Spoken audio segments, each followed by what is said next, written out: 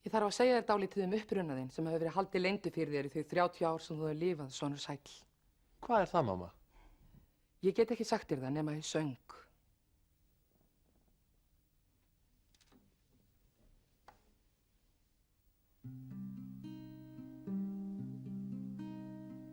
Ég ekki kynmóðir þín, elsku sonur minn. Kynmóðir þín dáin og líka kynpabbið þinn. Kynpabbið þinn, kynpabbið þinn, kynpabbið þinn. En ef þú ert ekki kynmóðir mín, hver ertu þá?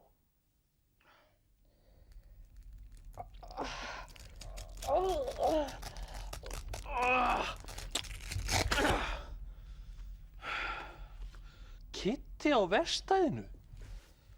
Já, það er rétt, vinur minn. Fannst bara tími til komin að þú fengir að vita þetta.